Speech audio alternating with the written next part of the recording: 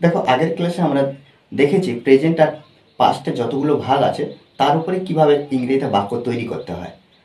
এই ক্লাসে আমরা দেখব ফিউচারের উপরে। টেন্স যদি আমরা সুন্দরভাবে করে নিতে পারি তাহলে কি হবে না, আমরা নিজেরা বাক্য খুব সুন্দরভাবে তৈরি করতে পারবো একা একা। শুধু মনে রাখতে হবে যে টেন্স সবথেকে গুরুত্বপূর্ণ স্পোকেন ইংলিশের ক্ষেত্রে। দেখো এখানে বাক্যগুলি কি আছে, আমি কাজটি করিব, আমি কাজটি করিতে থাকিব, আমি কাজটি করিয়া থাকিব, করিয়া থাকবো, জাস্ট সব কিছু কিন্তু ভবিষ্যতে, ফিউচার অ্যাকশন। আমি 2 দিন যাবৎ কাজটি করিতে থাকিব। দেখো এখানে কাজটি কাজটি করিব, করিব, তাহলে এখানে মেন ভার্ব করা, এর সঙ্গে ব যুক্ত হচ্ছে। তাহলে এখানে দেখো এমনি টেন্স অনুযায়ী আমরা গঠন কিভাবে করছি, প্রথমে সাবজেক্ট আনবো, তারপরে কি করব না, যেহেতু ব আছে এই বর জন্য, শুধুমাত্র বর জন্য, জাস্ট ফিউচার অ্যাকশনের জন্য কি করব না শ্যাল আর উইলের মধ্যে যে কোনো একটা, তারপরে আমরা কি করব না এমভি অর্থাৎ মেন ভার্ব যেটা পাবো সেটাকে আমরা লিখবো। এখানে শুধু ভার্ব লিখতে পারতাম, কেন এমভি লিখলাম মেন ভার্ব, কেন কারণ এই যে শ্যাল আর উইল এটা হলো মডাল ভার্ব বা হেল্পিং ভার্বের মধ্যে পড়ছে, সাহায্যকারী ক্রিয়ার মধ্যে পড়ছে। তাহলে subject shall will plus MV plus object বা আদার্স ওয়ার্ড।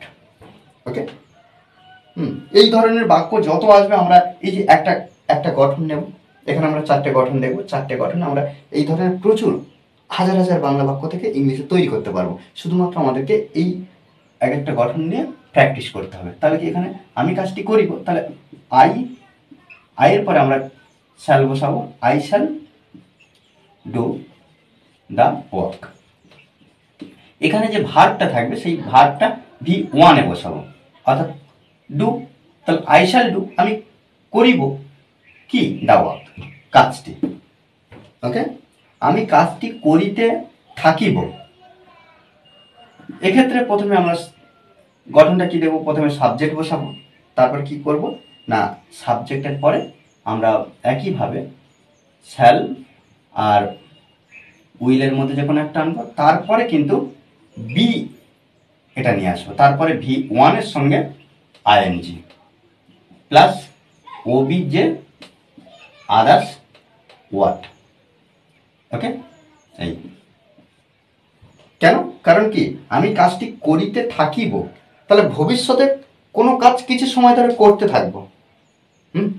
কন্টিনিউশন জন্য আমরা কি করছি, এখানে ভার্বের সঙ্গে আইএনজি যুক্ত করছি। তাহলে বাক্যটা কি হচ্ছে, আই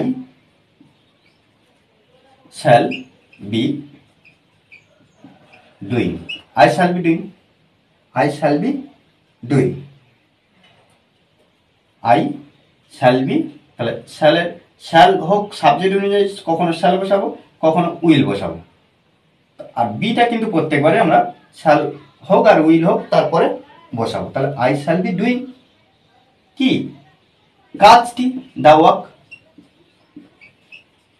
ওকে, দ্য ওয়ার্ক, আমি কাজটি করিয়া থাকিব, মানে কি ভবিষ্যতে যদি দুটো কাজ হয়, দুটো কাজের মধ্যে একটা কাজ আগে করে নেব, করিতে থাকিব, এখানে দেখো করিয়া থাকিব, এখানে কি আছে করিয়া থাকিব, কাজটা হয়ে যাবে। এক্ষেত্রে আমরা কি করব না প্রথমে সাবজেক্ট, তারপরে কি শ্যাল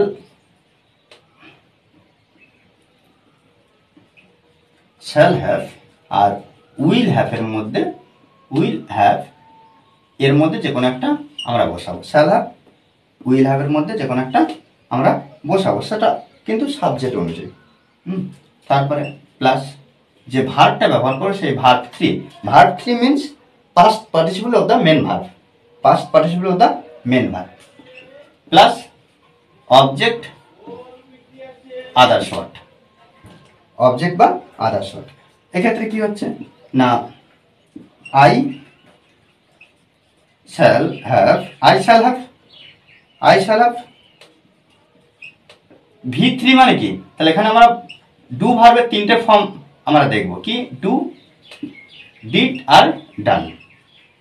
তাহলে এই ফর্মটা নিয়ে যাব, তাহলে এখানে V1 V2 আর V3, তাহলে এখানে ডান।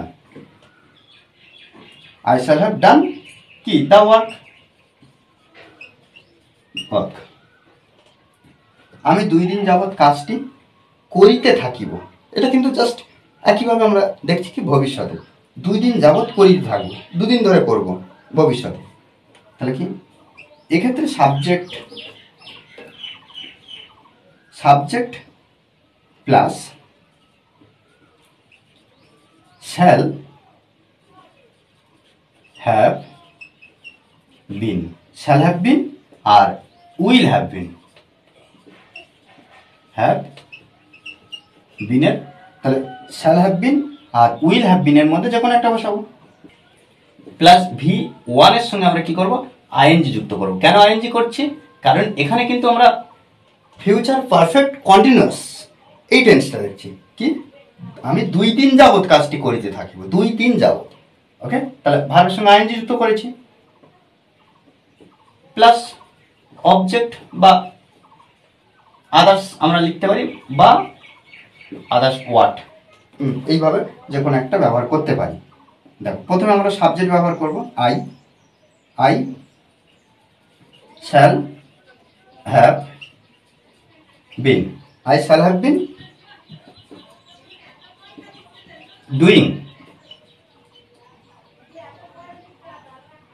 I shall have been doing the work কি 2 দিন যাবত তো for 2 days, 2 days। ওকে, এখানে এস যুক্ত করব 2 days for 2 days। ওকে, দেখো এইভাবে কিন্তু আমরা সুন্দরভাবে ট্রান্সলেট করব, আমাদেরকে কিন্তু বুঝে নিতে হবে। হ্যাঁ, কিভাবে এই যে স্ট্রাকচারগুলো, এই স্ট্রাকচারগুলো একটু ভালো করে বুঝে নিতে হবে, তবে কিন্তু আমরা সুন্দরভাবে ইংলিশে ট্রান্সলেট করতে পারবো। স্পোকেন ইংলিশে ইমপ্রুভ করতে হবে, বারবার প্র্যাকটিস করতে হবে, প্র্যাকটিসের কিন্তু বিকল্প কিছুই নেই। ওকে, আর এই ক্লাসটি যদি ভালো লাগে অবশ্যই লাইক কমেন্ট শেয়ার, আর যারা এখনো পর্যন্ত এই চ্যানেলটি সাবস্ক্রাইব করেননি তারা অবশ্যই চ্যানেলটি সাবস্ক্রাইব করে পাশে থাকবেন। Okay, thanks for watching this video.